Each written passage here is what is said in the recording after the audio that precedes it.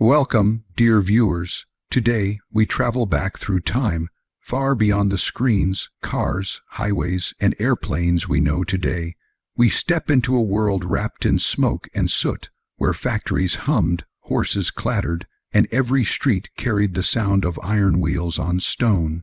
The year is somewhere in the mid-1800s, and Britain is standing at the edge of immense change. Queen Victoria sits on the throne, and the world feels both ancient and newly born at the same time. A revolution is happening, but not on battlefields, not in palaces, but in the way human beings move across the earth. Travel, something we take for granted today, was once one of the hardest and most exhausting tasks a person could undertake.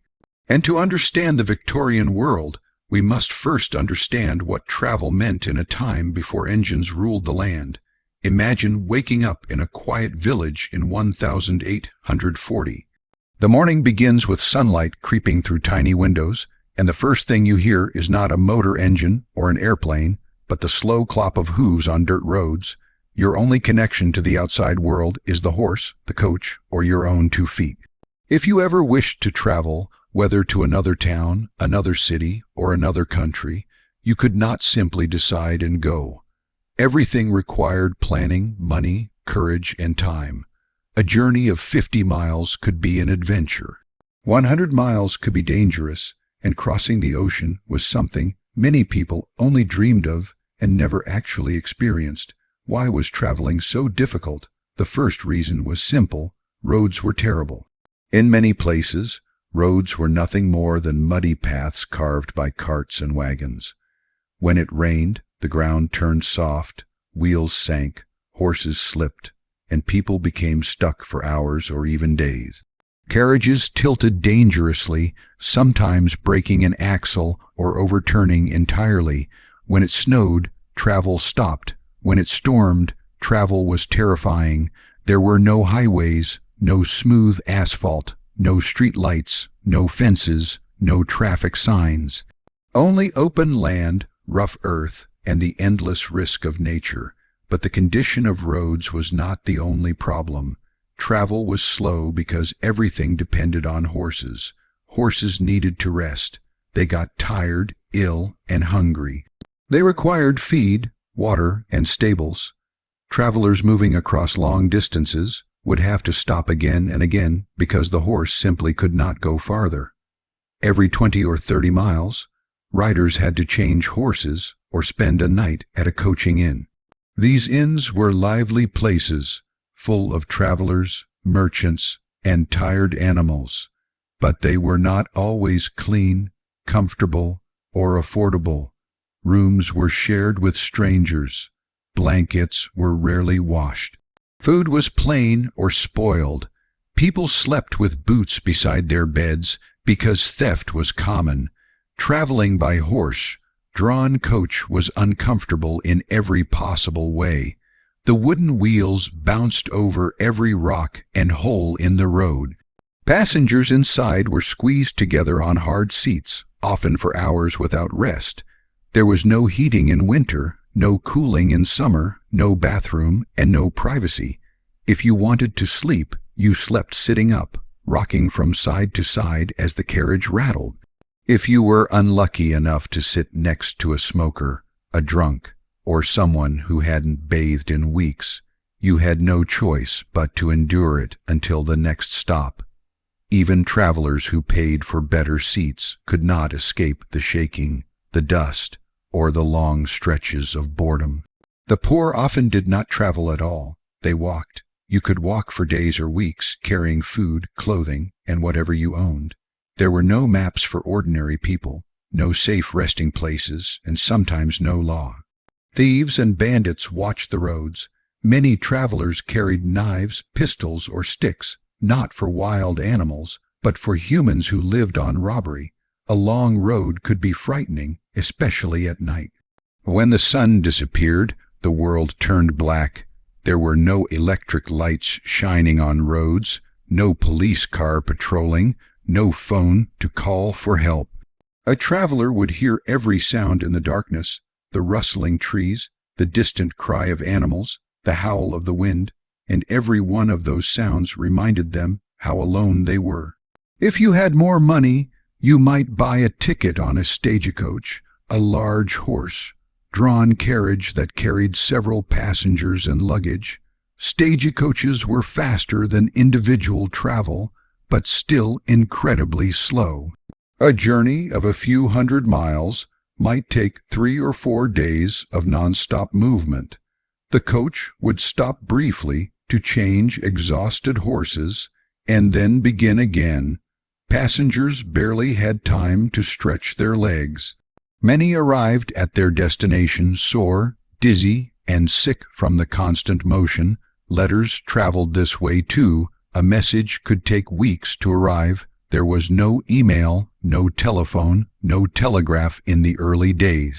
If you sent a letter from London to someone in Scotland, you simply waited, hoping it reached them, hoping it wasn't lost, hoping it wasn't stolen or destroyed in bad weather. Travel was slow, and communication was even slower. Now imagine wanting to visit another country. Before steamships, there were only wooden sailing ships powered by the wind. You could spend weeks at sea, trapped in a crowded, rocking vessel without fresh food or clean water. Storms could destroy ships, pirates could attack, disease could spread. People went on board not knowing if they would ever reach land again. Travel was incredibly expensive, incredibly dangerous, and sometimes deadly. Many families never saw their loved ones again after they left because the journey home was too long or too costly. And yet, despite all of this, travel was a dream for many. The Victorian world was full of curiosity. Scientists, merchants, explorers, missionaries, and inventors wanted to see the world. They wanted to discover new lands, trade new goods, and find new opportunities. But until the mid-1800s, travel was a privilege for the rich, the brave, or the desperate. Let us pause for a moment and imagine how strange the modern world would seem to Victorians.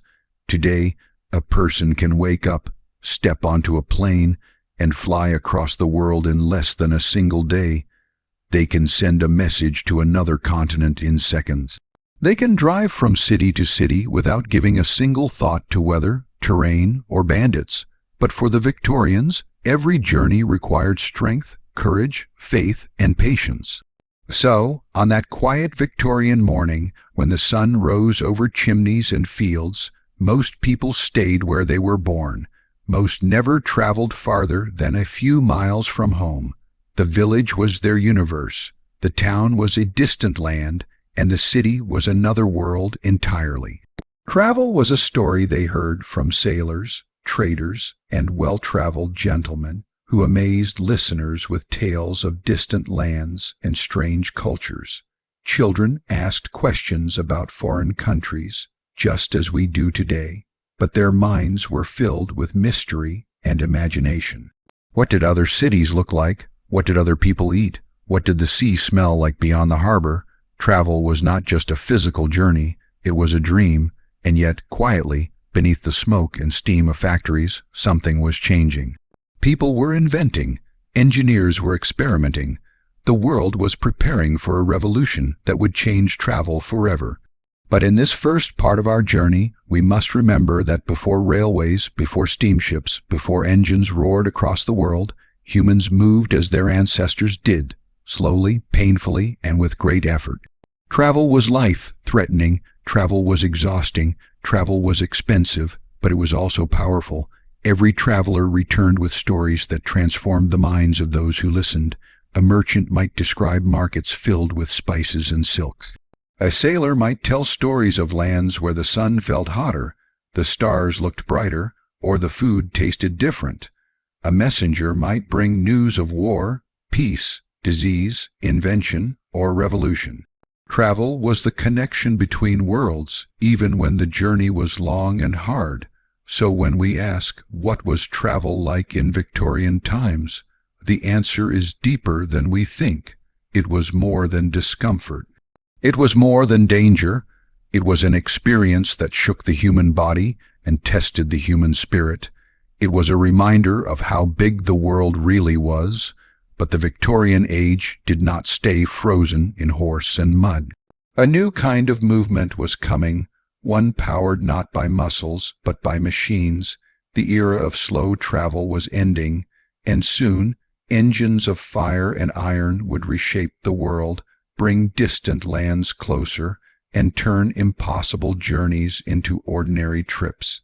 But before all that, before the smoke of locomotives filled the air, there was a world where travel was a challenge only the strongest, richest, or most determined dared to attempt. And that world, that struggle, and that transformation is where our story begins. In the early Victorian age, traveling across Britain was not simply a matter of moving from one point on a map to another. It was a test of endurance, patience, and luck. People today often imagine the past as calm, slow, and peaceful, but for the traveler of the 1800s, the road was unpredictable, uncomfortable, and sometimes dangerous. Every journey began with uncertainty, because no one could guarantee when, or even if, they would arrive. If you needed to travel, you usually began by asking around. There were no websites, no travel offices, no printed schedules. You had to find someone who had a horse, a wagon, or a coach. And even once your transport was arranged, there was still the weather, always the enemy of the Victorian traveler. A single night of rain could turn paths into mud pits, deep enough to trap wagon wheels like a prison. Horses struggled, hooves sinking, legs trembling, their breath turning to steam in the cold morning air. Inside the stagecoach, conditions were far from romantic. People squeezed together shoulder to shoulder, strangers breathing the same air, sharing the same discomfort. Some passengers coughed constantly, spreading illness. Others carried livestock for markets. The air smelled of sweat, damp clothes, wet hay, leather, and smoke from the lamps. Windows, if there were any, barely kept out the cold. In winter, frost would creep across the glass, and icy wind would force travelers to wrap themselves in whatever rags or blankets they had. Imagine riding for hours, the wheels striking every stone, bouncing hard enough to rattle teeth. The wooden frame creaked, the horses snorted, the driver shouted, and the passengers clung to the seats so they wouldn't fall onto the floor. Even the wealthy, who paid for the best seats, could not escape the shaking. They felt every jolt in their bones. For poorer travelers, the situation was even worse. Many could not afford a coach ticket. They walked. Some walked for days, feet blistered and bleeding, carrying only bread and water wrapped in cloth. They followed dirt tracks, hoping to reach a village before night. A long road was lonely and frightening after sunset. Wolves and wild dogs prowled the countryside. Thieves and bandits lurked behind rocks and hedges, knowing that travelers had money, food, and valuables. People told stories of coaches being stopped by masked robbers.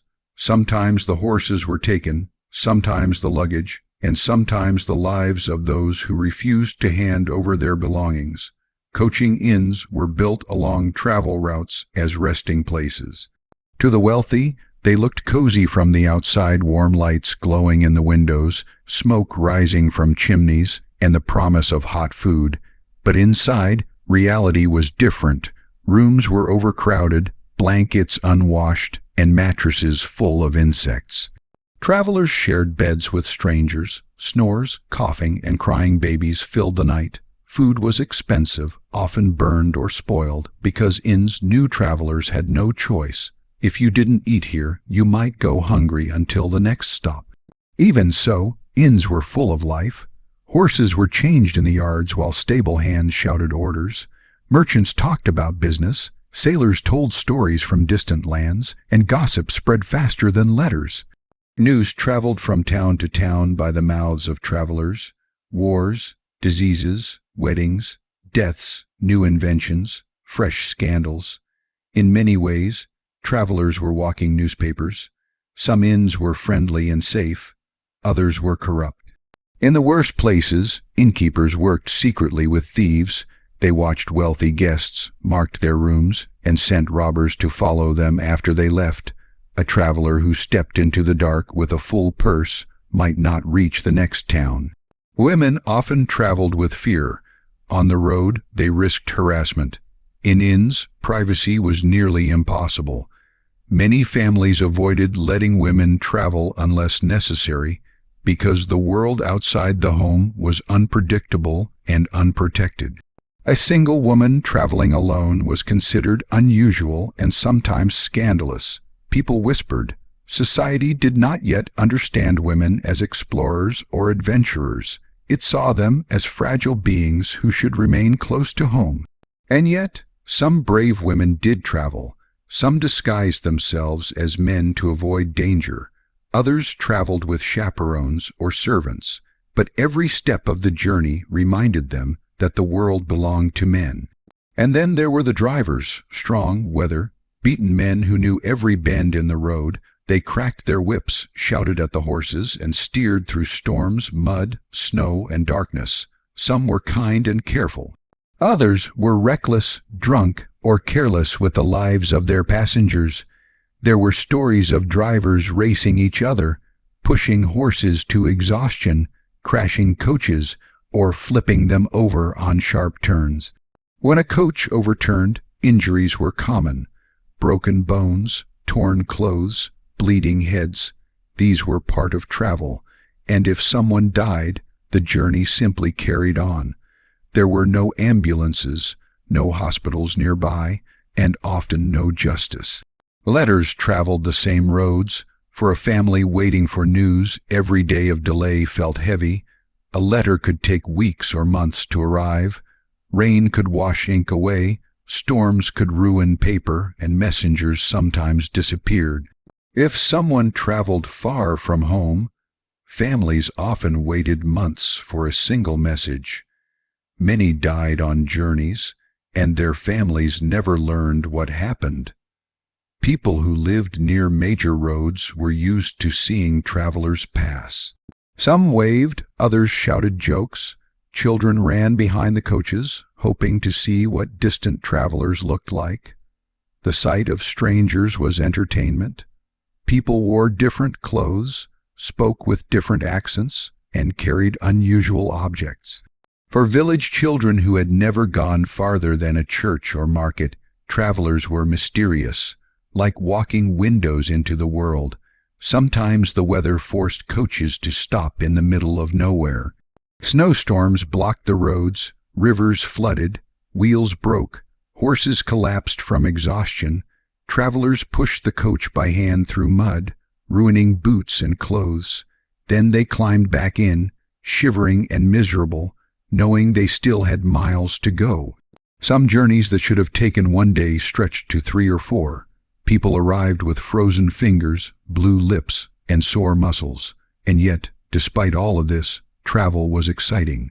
When a coach rolled into a town, children ran after it. Adults stopped work to watch. People gathered to see who had arrived. Maybe a soldier home from war, a merchant with exotic goods, or a distant cousin returning after years away. Dust rose behind the wheels, and the sound of hoofbeats echoed across stone streets. Towns came alive when travelers passed, the inns filled, the markets buzzed with gossip, news spread. Travel shaped society in ways few realized. When people began moving more often, ideas also moved. New fashions arrived from the cities. New foods like tea, chocolate, and spices reached villages. Travelers brought stories of railways being built, factories expanding, and cities growing. They spoke of new machines, new opportunities, and new dangers. Travel was uncomfortable, but it connected the world piece by piece. And there was something else, something every Victorian traveler feared: disease. Coaches were tight spaces filled with coughing passengers. Inns offered dirty water and spoiled meat. Many travelers became ill, and some never recovered. A journey of 100 miles could change a life forever. Still, people traveled because they had no choice. A merchant needed to sell goods, a farmer needed to buy tools, a bride had to reach her new home, a soldier had to report for duty. Life demanded movement, but travel did not only happen on land. Rivers and canals were the highways of the early 1800s. People loaded goods onto boats pulled by horses walking along the riverbank.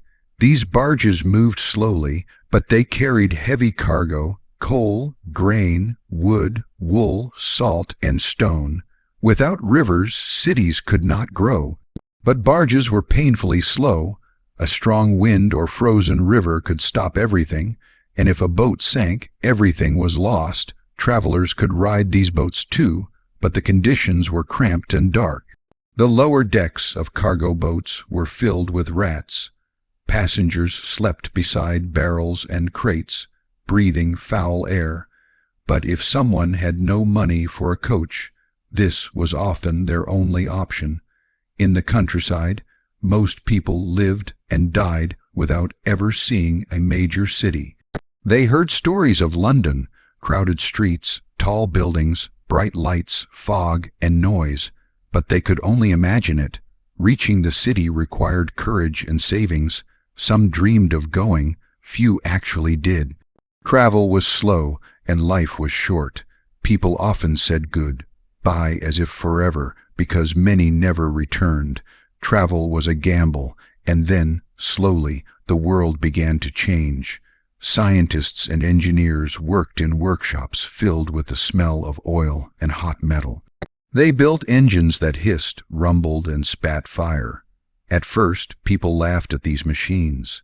They looked like noisy toys, ugly monsters of iron, but they were powerful, stronger than any horse.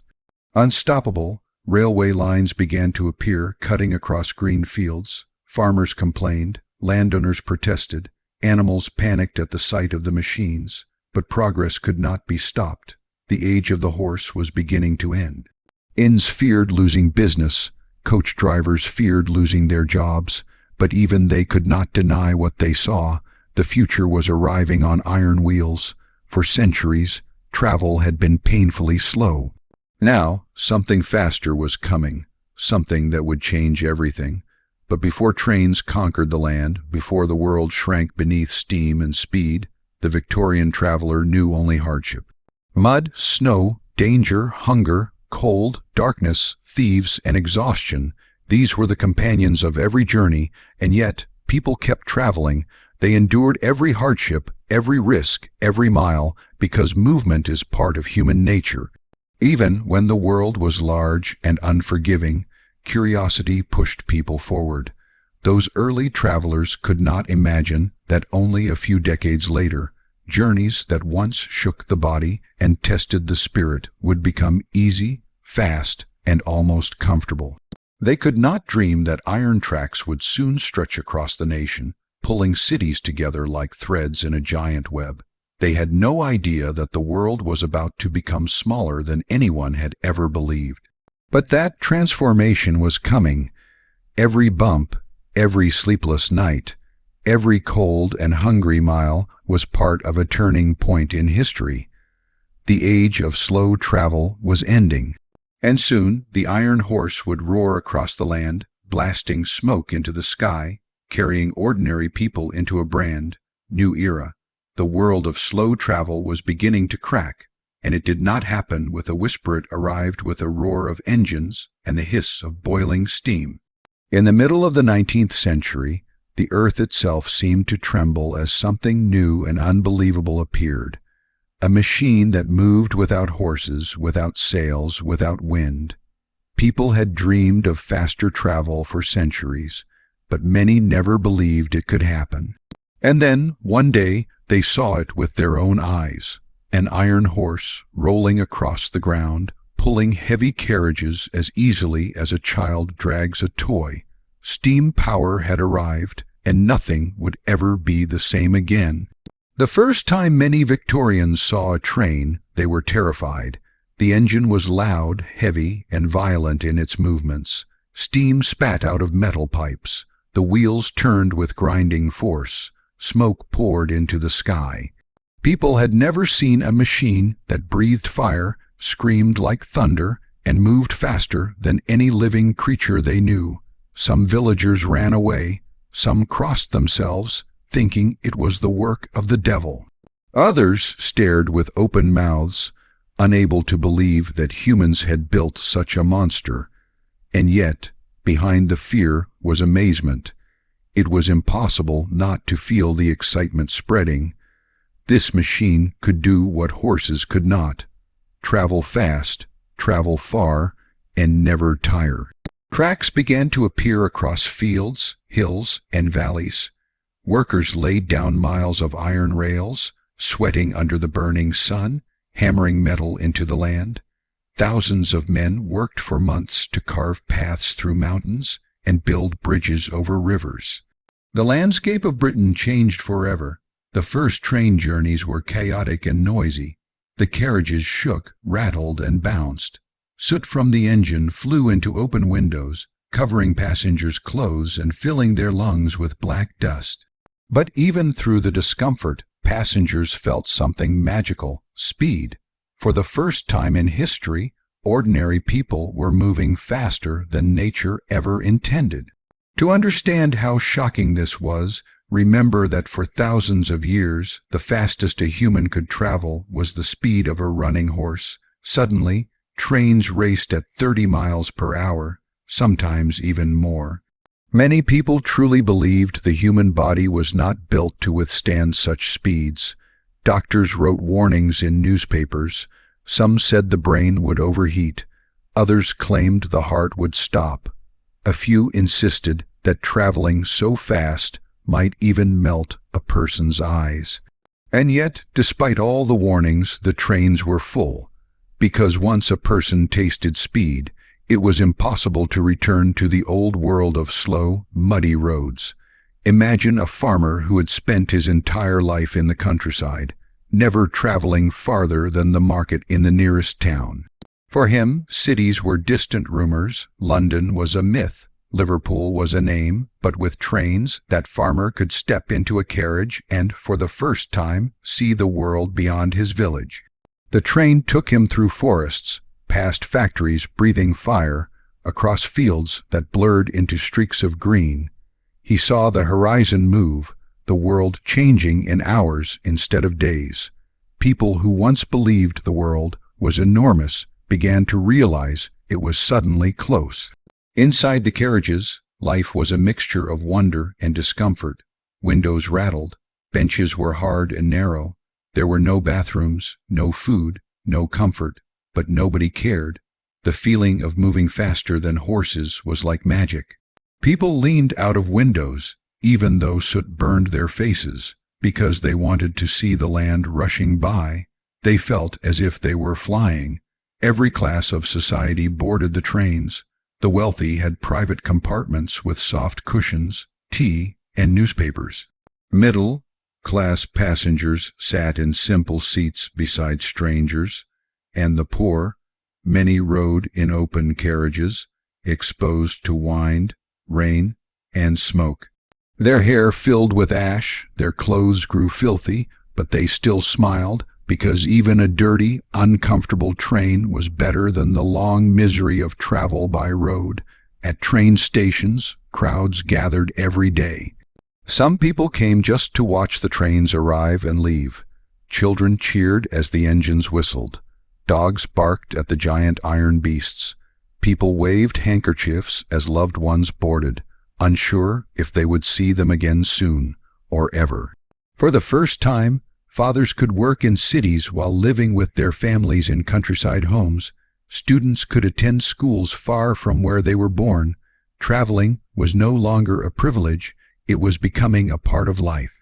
But as trains spread across Britain, not everyone was happy. Coachmen lost their work. Inns along old road routes became empty. Blacksmiths who once made horseshoes for travelers saw fewer customers. Some people were angry, believing machines were stealing jobs from honest men.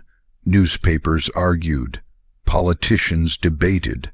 But progress does not ask permission. It moves forward, and the world must follow. Even nature did not escape the changes. Animals panicked at the sight of trains. Horses reared and bolted. Cows ran into fields. Birds scattered in terror when the whistle screamed across the sky. Farmers complained that their crops were being ruined by sparks from engines. Fires sometimes started along the tracks, burning fields and barns, but despite these problems, the railways expanded. Every new train line was a victory of engineering. Tunnels were dug through mountains. Bridges stretched across rivers. Swamps were filled. Hills were cut away. Some projects took years and cost millions. Workers lived in makeshift camps, far from their homes, laboring day and night. Many died from accidents, explosions, or disease. But they kept building because everyone understood what the railways meant, a new world. When the first long-distance routes opened, people were overwhelmed. Imagine a family traveling from London to Manchester. Before trains, this could take 4 long days by coach, with cold nights, bad food, and aching bodies. But with a train, the same journey took only a few hours. Families stepped off the carriage stunned, as if they had leapt through time. Cities changed because of trains. London became larger. Manchester, Birmingham, and Liverpool exploded with growth. People moved from farms to factories, from small towns to booming cities. Shops filled with new products from faraway places. Fresh food arrived quickly instead of rotting on slow wagons. Newspapers spread faster, ideas moved, people met, cultures mixed, all of it because of travel, of course. Trains also brought danger. The early engines were powerful but unpredictable. Boilers sometimes exploded, sending shrapnel flying and killing passengers instantly. Carriages derailed, throwing people out onto the tracks. Bridges collapsed under the weight of trains. Fires broke out. People were afraid of accidents, and they had good reason. But they still traveled because the promise of speed was stronger than the fear of death. Train stations became the beating heart of every city. Some were tiny wooden sheds. Others grew into grand buildings of stone and iron, filled with echoing footsteps and voices.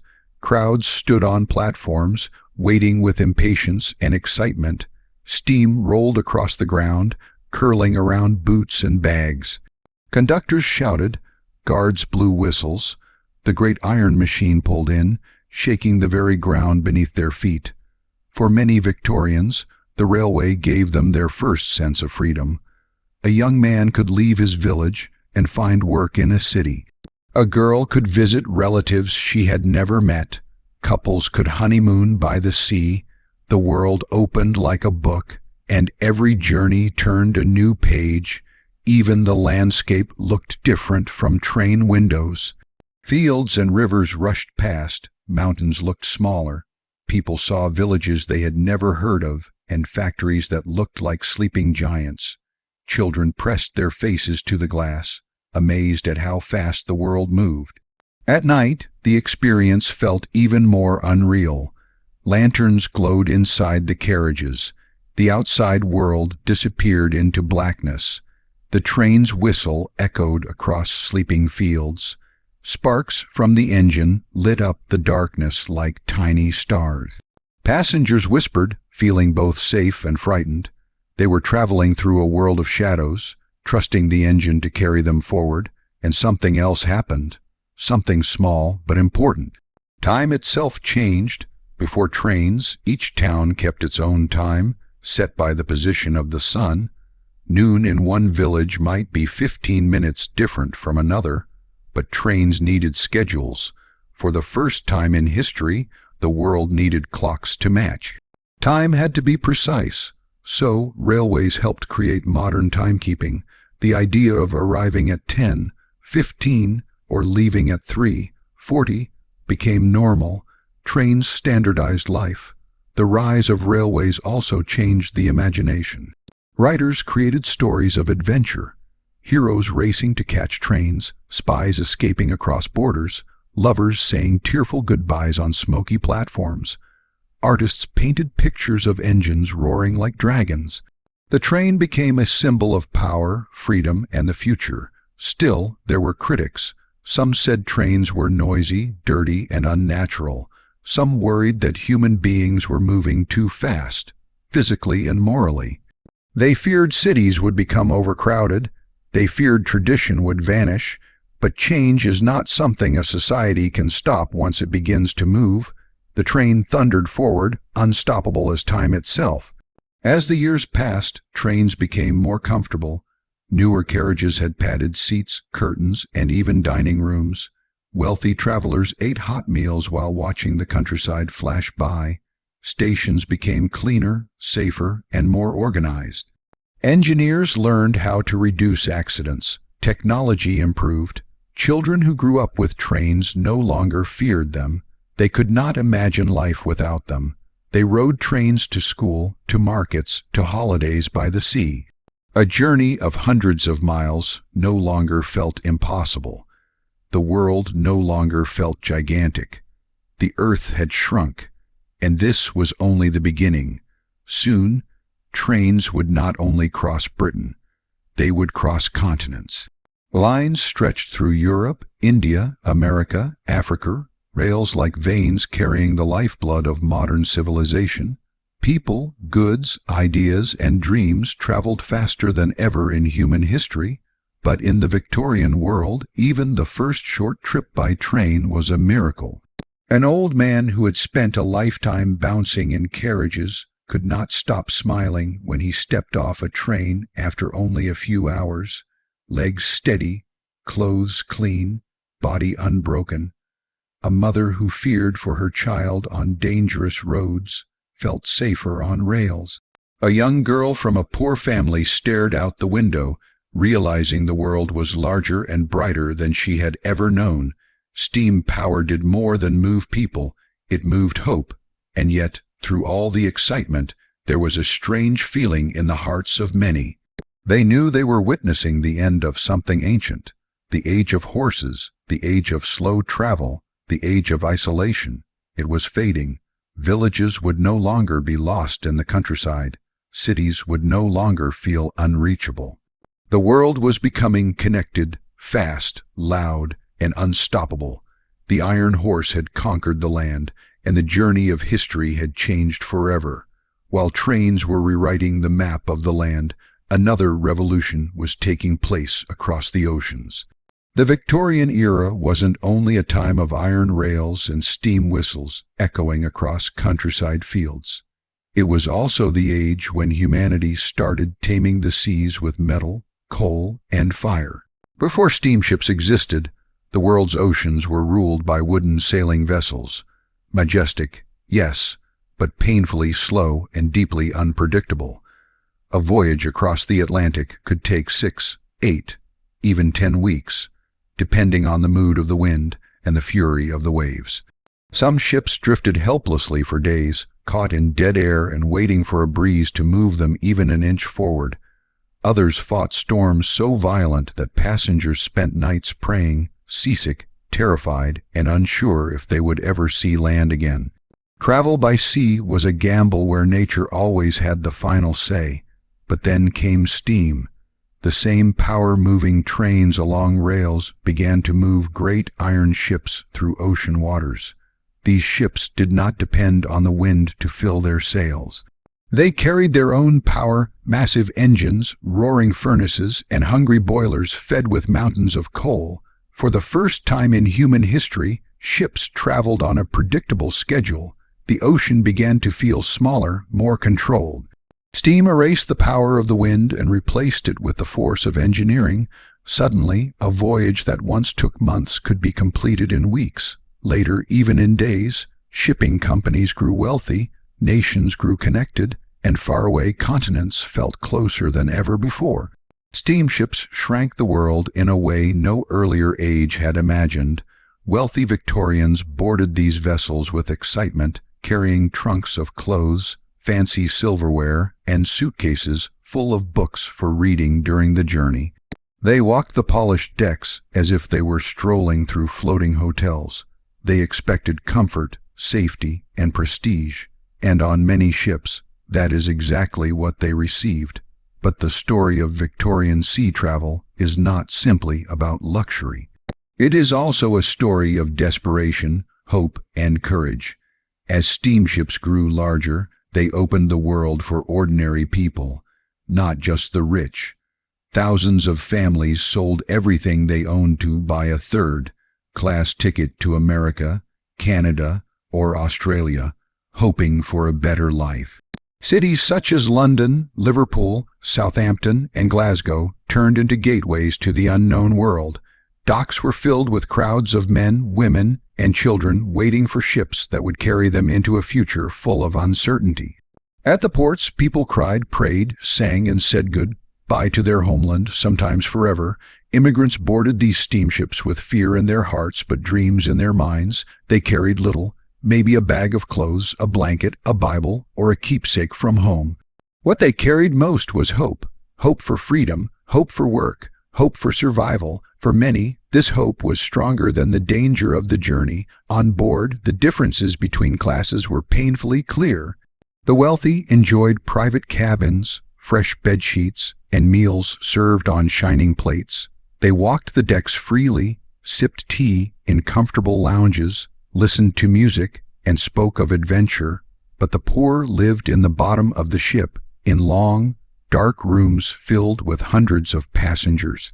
There was almost no privacy, barely any fresh air, and little space. The smell of sweat, sickness, and fear hung thick in the air. Seasickness was constant. Children cried. Mothers tried to comfort them. Men tried to stay strong, though they too often felt afraid of the waves crashing against the hull. The voyage was not only physically difficult, it was emotionally painful.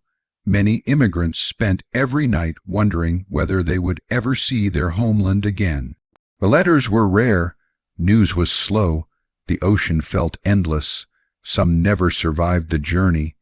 Disease spread easily in cramped lower decks. Storms threw ships into violent motion, sending passengers sliding across floors, holding onto ropes, praying for safety. Every trip was a test of endurance, yet people kept coming. Every ship that reached a new land carried stories of survival. The world was changing. The oceans were no longer impossible barriers. They were highways to opportunity. Steamships connected families, carried mail, transported food, and built global trade. Coffee, spices, tea, cotton, wheat, and coal traveled across oceans faster than ever. Kings and queens traded letters not in months, but in weeks. Scientists, explorers, businessmen, and diplomats used these ships to build relationships around the world. Globalization, something we take for granted today, began with coal-fired engines pushing iron hulls through stormy seas. Travelers marveled at the engines, the giant boilers, the endless piles of coal shoveled day and night by sweating workers. Below the elegant decks, below the polished wood and shining brass, the heart of the ship was loud, hot, and dangerous. Coal stokers worked in suffocating heat, their bodies covered in soot. They barely saw sunlight. They slept in tiny rooms and woke to shovel more coal. Without them, the ship could not move 1 inch. Their labor powered the dreams of everyone on board, yet few passengers ever saw their faces. Sometimes the ships carried not only passengers, but soldiers headed to faraway colonies. Britain was expanding across Africa, Asia, and the Pacific. Troops crossed oceans on these steamships, bringing the empire to distant lands. These journeys were filled with military drills, boredom, songs, and letters written home. Some soldiers never returned. The sea held both adventure and tragedy. Scientists and explorers also used these vessels to reach unknown parts of the world. They sailed to study mountains, deserts, jungles, and tribes never seen by Europeans. Their stories filled newspapers, inspiring readers back home. The Victorian world was hungry for discovery. Steamships fed that hunger. Expeditions went to the Arctic, India, China, Australia, South America, and the islands of the Pacific. Some brought back knowledge, others brought back treasures, and some brought back terrible tales of suffering and loss. Meanwhile, ordinary people used steamships to send letters across the world. Today, we send messages instantly. In Victorian times, a letter from London to New York might take 2 or 3 weeks. That was considered fast, and it changed everything. Businesses could trade across oceans. Families separated by migration could stay in touch. Newspapers received world news. The ocean was no longer a silent void. It was a pathway for information. Then came the great ocean liners, massive ships built to show power, wealth, and national pride. Countries competed to build the biggest, fastest, and most luxurious vessels. These ships became symbols of progress. They had dining halls that sparkled like ballrooms, chandeliers hanging from ceilings, carpets from exotic lands, and menus printed with fine dishes. Passengers dressed in their best clothes for dinner, musicians played to entertain guests. It was travel mixed with elegance and status. For the wealthy, ocean voyages became not just transportation, but a social event. However, for every luxury above deck, there was suffering below. Immigrants slept side by side, sometimes more than 1,000 in one area. Their meals were simple, water was limited, disease could spread quickly. If someone died at sea, there was no burial ground. The ocean became their resting place. Families watched loved ones wrapped in cloth and lowered into the waves. Even in dreams of a better life, the sea demanded a price. Despite hardship, people kept traveling. Why? Because the world was full of promise. A man who had no job in Britain might find work in America. A mother who could not feed her children at home might find hope in Canada. Young men dreamed of gold in Australia or California. Farmers dreamed of land. Some found fortune, others found disappointment, but they kept moving. The steamships became floating symbols of courage and sacrifice. As decades passed, these ships improved, speed increased, safety improved, food got better. Entire companies were created to manage routes across the globe. Schedules became reliable. Ships carried millions of passengers. Trade networks connected continents. Every corner of the earth began to communicate, exchange, and share. This was the birth of modern global travel, and it all began with the Victorian desire to conquer distance. Imagine standing on the deck of a steamship at night, the sky heavy with stars, the engines thundering below, the black ocean stretching endlessly in every direction, the smell of salt in the air, the wind cutting across your face. Somewhere behind you, the land of your birth grows smaller. Somewhere ahead, a new world waits. You don't know what it will bring, joy or pain, success or failure, but the ocean carries you forward anyway. That feeling, that mixture of fear and hope, defined Victorian sea travel more than anything else. Yes, steamships brought comfort to the wealthy and hardship to the poor, but they also carried dreams, millions of dreams.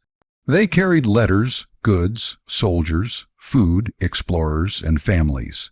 They carried stories that crossed borders and oceans. The world began to feel connected, and people started to understand that humanity was not made of isolated nations, but of distant neighbors. The Victorian seas were highways of change, and every roaring engine, every shovel of coal, every wave that slapped against the hull helped shape the world we live in today. The Victorian age is often celebrated as a time of invention, progress, and wonder. Trains crossed the land, steamships conquered the seas. Travel became faster, wider, and more ambitious than anything the world had ever seen. But beneath all the excitement and glory, there was another side to Victorian travel, one that was darker, harder, and often forgotten. Because the new age of movement did not treat everyone equally, it was not a world where all travelers shared the same journey. For the rich, travel became a symbol of luxury. For the poor, it was often a test of endurance, survival, and sacrifice. When people imagine Victorian travel, they often picture elegant ladies in beautiful dresses, gentlemen in polished shoes, stepping into shining train carriages with velvet seats and golden lamps. And yes, such travelers existed. Wealthy families could afford private compartments, fresh meals, and attendants carrying their trunks. Their journeys were smooth, calm, and comfortable. They watched the countryside through clean glass windows, reading books or sipping tea while the world passed gently by. It seemed almost magical, like traveling inside a moving hotel, but just a few steps away, on the same train, another world existed completely different from theirs. Here sat the poor, men, women, and crying children packed tightly on hard wooden benches. Some carriages had no windows, some had no roofs. Cold wind and black smoke whipped across their faces. Cold dust settled on their clothes, in their hair, and inside their lungs. In winter, they shivered and huddled together for warmth. In summer, the heat was suffocating. There were no soft seats, no waiters, no gentle journey. For them, travel was not elegant. It was survival. Many of these travelers were workers heading to cities in search of jobs. Their homes were far from railways or factories, so they traveled long distances to find work. Some had never ridden a train before. The first time they heard the whistle scream or felt the carriage shake beneath them, they were terrified. But they had no choice. The railways promised hope, a chance to escape poverty, hunger, and suffering, so they climbed on board even if it meant hardship. Inside the trains, there was a clear line between those who were respected and those who were ignored. Wealthy passengers wore fine clothes. They spoke softly and politely. Their rooms smelled of perfume, polished wood, and tea. The poor smelled of sweat, smoke, and dust. Their clothes were simple, patched, or dirty from long days of labor. Their hands were rough. Their bodies were tired. They were allowed to travel, but not allowed to feel important. Travel reminded them that society was divided. Whether on land or sea, the gap between rich and poor was impossible to miss. The same harsh divide existed on steamships. Above deck, the wealthy walked proudly. They enjoyed fresh meals, servants, music, and conversation.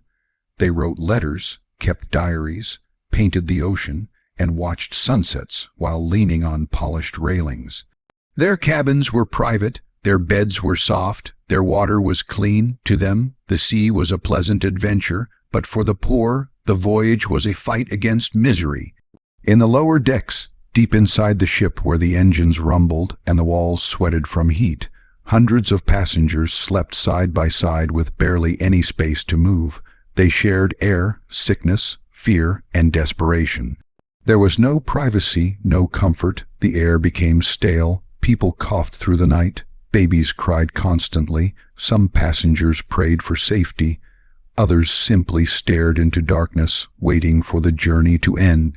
In storms, the lower decks were the worst place to be. Waves smashed the ship, and the poor rolled from one side to another, unable to hold on. Vomit, sweat, and seawater mixed on the floor. Weak passengers fainted. Children became sick. Sailors were too busy saving the ship to care about the suffering below, and yet people paid everything they had for those miserable tickets. Why? Because the hope of a new life was stronger than the pain of the journey. On board many ships, sickness spread quickly. If one child coughed, soon every child was coughing. Fevers rose. Some passengers died before reaching land. Their families had no graves to visit, no funeral to hold. The ocean became their resting place. It was cold, silent, and endless. Death was not uncommon, and every time a body was lowered into the sea, the passengers grew more afraid. Some immigrants kept journals. They wrote about hunger, fear, and sleepless nights. They wrote about storms, darkness, rats, cold food, and illness. But they also wrote about hope, about dreams of land where they could build a house, find work, and feed their families. Hope was the one thing that kept them alive. Hope was stronger than the waves, stronger than sickness, and stronger than fear. There were stories of births on ships, babies born in the darkness of lower decks, wrapped in whatever cloth their mothers could find. There were stories of prayers whispered by candlelight. There were stories of people singing to keep their spirits alive, because music made them feel human again. Even in suffering, there was courage. Meanwhile, above deck, wealthy passengers lived in a different world. They exercised on open decks, breathing fresh ocean air. They ate meat, bread, vegetables, and desserts served from shining trays. At night, they danced, listened to music, and enjoyed conversations under the stars. Some traveled for business, some for pleasure, and some simply for adventure. They returned home with stories of luxury, stories that ignored the misery below because they never saw it. The workers who powered the ship, the stokers and firemen who shoveled coal into the engines, also lived in brutal conditions. They worked in terrible heat, sweating until their clothes were soaked, their lungs filled with coal dust. Their skin burned. Every hour they fed the hungry engines, knowing the ship would slow down if they stopped. Many worked until their bodies collapsed. When wealthy passengers admired how fast the ship moved, they never imagined the suffering needed to keep it moving. Travel in the Victorian era was progress, but progress built on inequality. On trains, wealthy passengers looked out through clean windows, while the poor rode in open carriages with wind beating against their faces. On ships, wealthy travelers slept in private rooms, while the poor slept beside strangers in darkness. The price of comfort was privilege. The price of poverty was struggle. In cities, travelers gathered at stations filled with noise, steam hissing, wheels clanking, whistles blowing, passengers shouting. The wealthy had porters to carry their luggage. The poor carried bags themselves, heavy sacks tied with rope, old wooden chests, or bundles wrapped in cloth. They were tired before the journey even began. When trains stopped at stations, wealthy passengers walked into warm waiting rooms, while the poor stood outside in cold, rain, or snow. Some stations had separate entrances: first class, second class, third class. Even before stepping on the train, society reminded them of their place. Some travelers wrote letters complaining about the discomfort of third-class travel. Others wrote about how grateful they were, because even a terrible train was better than walking for days or riding in a wagon. For many poor families, trains were not luxurious, but they were miracles. They could reach cities, factories, farms, or relatives faster than ever. Even with suffering, trains gave them hope. The Victorian world was full of paradox. Travel made life easier, but it also revealed how unequal society was. The same train that carried rich and poor together also kept them apart. The same ship that brought families to new lands also showed them how powerless they were. Not everyone traveling in misery was an immigrant or laborer. Some prisoners were transported across oceans to colonies. They traveled in chains, watched by guards, never knowing when or if they would see their families again. Their journeys were filled with fear, anger, and silence. Even when they reached land, they were forced into labor. The sea did not carry them toward hope, but toward punishment. Women traveling alone faced dangers too. In crowded carriages or dark ships, they risked harassment, theft, or worse. Some women traveled to join husbands who had already migrated. Others traveled as servants, hoping to earn money abroad. Some traveled as governesses, teachers, or nurses. Their journeys were filled with uncertainty. Without protection, they relied on kindness or luck. Children traveling alone were sometimes sent to new countries for work or adoption. Some were orphans. Some had families waiting for them.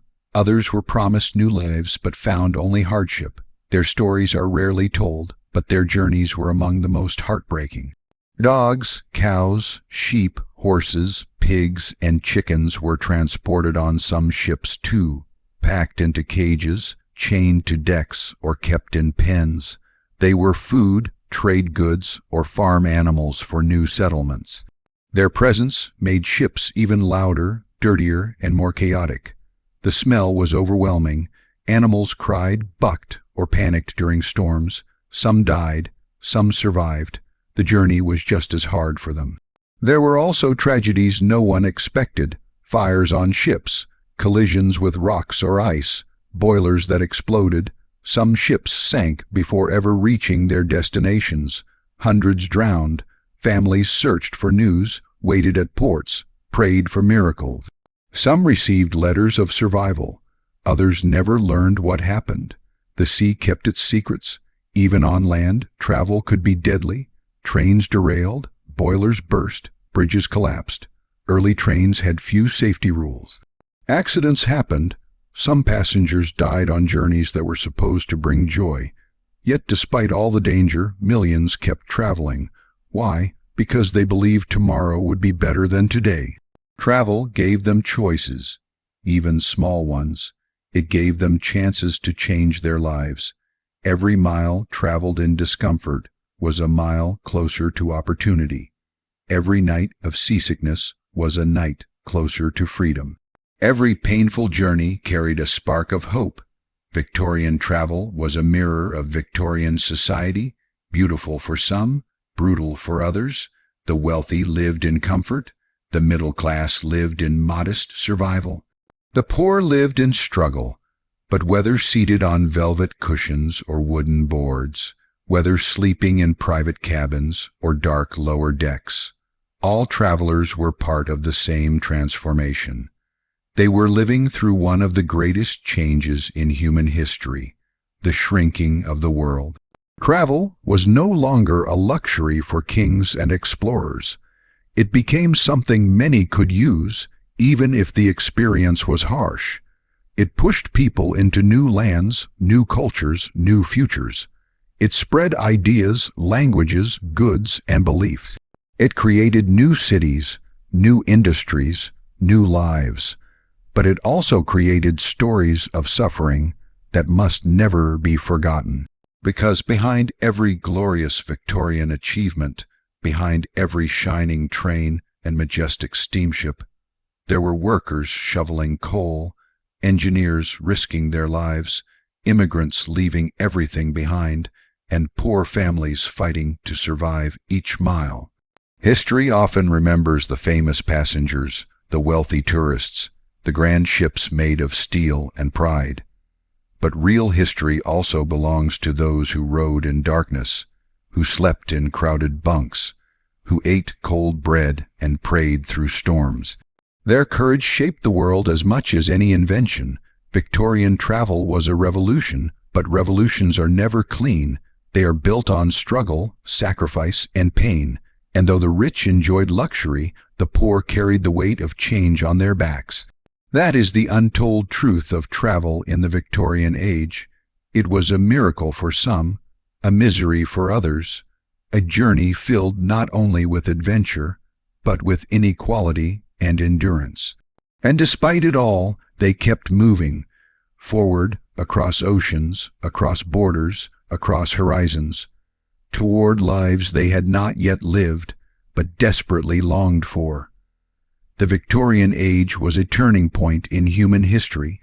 A world that once moved at the speed of horses suddenly began racing forward on wheels, rails, propellers, and steam. Travel was no longer just a necessity. It was becoming an experience, a possibility, a dream. And as the years passed, something remarkable happened. People no longer traveled only for work, war, migration, or survival. They began traveling for enjoyment, for curiosity, for pleasure. They began traveling simply because they wanted to see the world beyond their doorstep. Something new was born, tourism. It didn't happen overnight. At first, trains and steamships were inventions of industry created for trade, business, and the movement of goods. But as the machines became faster and more reliable, people realized they could use them for something more human. For the first time in history, ordinary families could leave their town and visit places they only heard about in stories. Seaside towns that were once small fishing villages suddenly filled with families on holiday. Children laughed near the waves, women walked on beaches with parasols, men rolled up their trousers and dipped their feet in cold water. Shell sellers, musicians, ice cream vendors, boatmen, and painters appeared to serve the new crowds. Business followed joy. Holiday towns were born. The idea of a vacation was almost magical for Victorians. Work had always dominated life. Most people worked long hours in fields or factories, 6 days a week, with little rest. Traveling for fun sounded impossible, but trains changed everything. A journey that once took days on horseback could now be completed in hours. Cities that felt like another world suddenly became reachable. People who had never seen the sea could stand on a shore and feel the wind of another world. The moment rails connected major cities to coastal towns, tourism exploded like never before. Entrepreneurs immediately noticed the opportunity. Hotels were built, piers were constructed, restaurants, gardens, theaters, and amusement rides appeared. Some towns became famous holiday destinations: Brighton, Blackpool, Scarborough, Margate, Weston, Supermare. These places were not built for nobles or royalty. They were built for working families who finally had the chance to enjoy life beyond work. Even small pleasures felt grand: eating salty fish and chips, riding a donkey on the beach, playing games on the sand, listening to brass bands performing cheerful music, buying a photograph, or trying sweets sold by local vendors. The seaside became a symbol of freedom, joy, and escape. Guidebooks appeared to help travelers choose places to visit. Maps were printed, postcards were sold, people began collecting souvenirs. Every trip became a memory they wanted to hold on to. Some travelers pressed seashells into books. Others wrote diaries or sent letters home describing the beauty of the ocean. The world was opening, and people wanted to record their journeys. Tourism also brought new fashion. Men and women wore special clothes for holidays. Bathing machines were invented, little wooden huts that rolled into the sea so women could change into swimsuits privately before stepping into the water. Bathing suits looked very different from today: long, heavy, and made of wool. They stuck to the body when wet and pulled people down, but Victorians didn't mind. Just the act of being in the sea was thrilling and new. The ocean was no longer something to fear, it was something to enjoy. Not everyone could afford a holiday by the sea, so tourism also grew in cities and countryside. Trains offered day trips to gardens, lakes, grand estates, museums, zoos, and exhibitions. Families who lived cramped, noisy lives inside industrial cities could escape to nature for a day. They picnicked under trees. They breathed fresh air. They took photographs when cameras became available. This was a luxury many had never imagined. For wealthier travelers, the world grew even larger. Steamships made it possible to visit other countries. Some Victorians traveled to France, Italy, Egypt, India, and beyond. They wrote travel books describing exotic landscapes, food, languages, and customs. Their words filled Europeans with curiosity about distant lands. Paintings and sketches brought foreign cultures to people who had never left home. Travel became not only a physical experience, but also a cultural bridge. Travel agencies began to appear, businesses that organized journeys, booked hotels, and provided guides. One of the most famous pioneers was Thomas Cook, who organized group tours for ordinary men and women. Instead of traveling alone or planning every detail, people could simply join a tour, follow a guide, and feel safe. Cook took groups across Europe, to the Mediterranean, and even around the world. Victorians, once tied to their towns, were now exploring continents. Children growing up in the late Victorian age knew a different world than their grandparents. Their grandparents had spent their whole lives in one place, but these children saw trains, boats, bicycles, and even the earliest forms of cars. People began to believe that travel was not only for the wealthy or the brave, it was for everyone. And yet, just as in every part of Victorian life, tourism was divided by class. Wealthy travelers had luxurious hotels with private rooms, elegant furniture, fine dining, and servants. They traveled on first-class decks of ships, walked in exclusive gardens, and visited high-class resorts. Poorer families stayed in cheap boarding houses or crowded inns. Their rooms were small, their beds shared, and their meals simple. Some brought food from home to save money, but none of that mattered, because even with less comfort, they now had something generations before them never had freedom to explore. The rise of tourism changed cultures everywhere. Villages turned into towns, towns turned into cities, jobs appeared where none existed before, fishermen became tour guides, farmers sold food to visitors, writers wrote about holiday resorts, painters painted sunsets for money, musicians performed for crowds. Tourism became an industry. It created opportunity and wealth. It brought strangers together. It mixed accents, clothing styles, foods, and traditions. The world was learning to share itself. Photography became a powerful part of travel. Early cameras were large, heavy, and expensive, but gradually the technology improved. People took pictures of beaches, hotels, landscapes, and monuments. Photographs traveled home with them, shared at dinner tables or pasted into albums. Eventually, postcards replaced drawings. Travelers bought postcards and mailed them across continents. A village child could receive a postcard showing the sea and dream of visiting someday. Travel was no longer limited to physical journeys. Ideas could travel too, but tourism also showed the same inequality seen in every part of Victorian life. Elite travelers visited famous spas and luxury resorts, while the poor squeezed into cheap lodging. Some wealthy tourists complained that holiday towns were becoming too crowded and too noisy, forgetting that travel belonged to everyone, not just them. But progress cannot be contained. Once freedom began to spread, nobody could stop it. And yet, for all the fun and joy, travel was not completely safe. Trains could crash, carriages could catch fire, ships could sink, weather could surprise even the strongest steamship. Travel insurance did not exist. Medical care was limited, accidents were deadly, people traveled with excitement, but also with fear. Still, the desire to see the world was stronger than the fear of danger.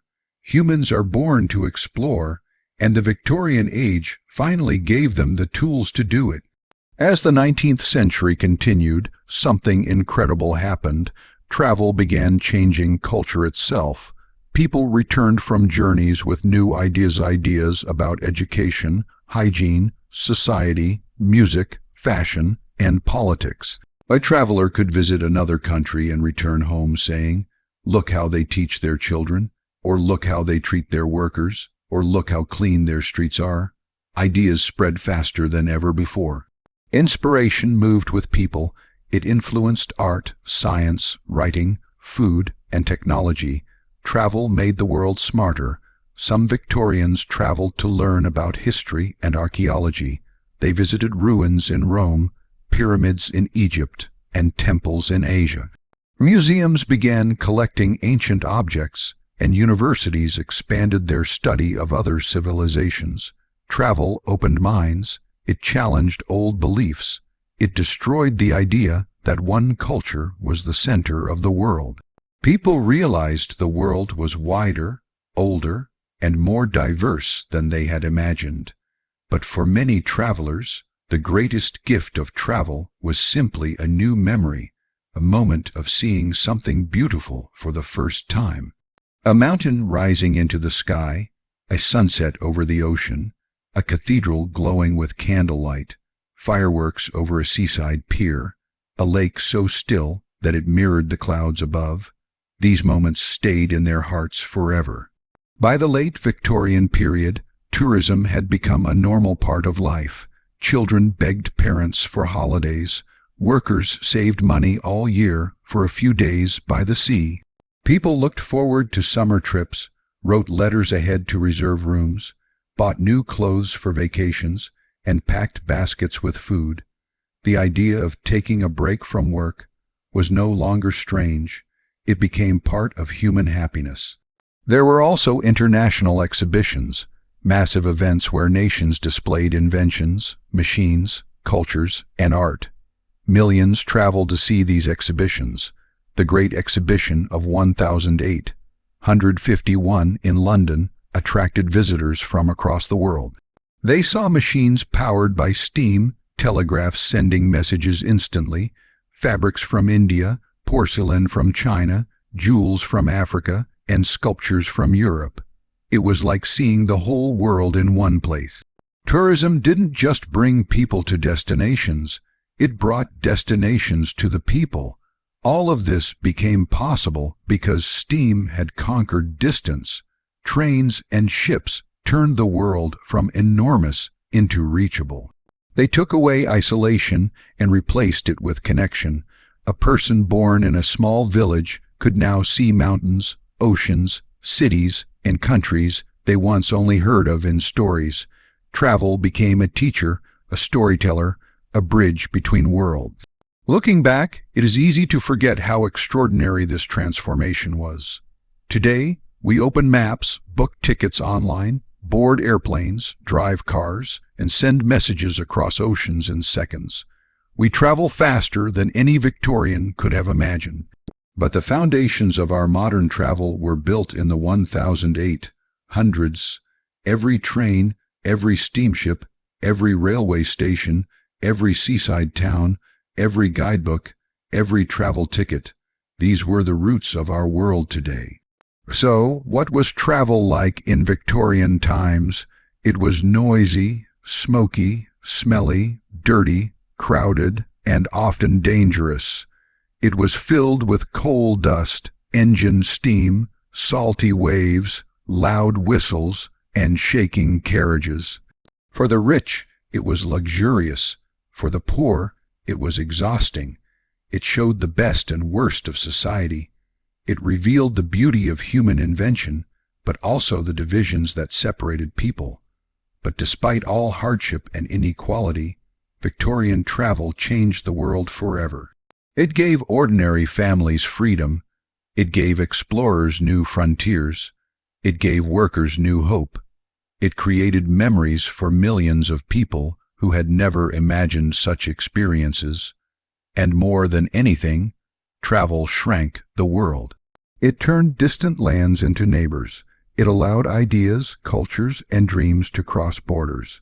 It made humanity more connected than ever before. In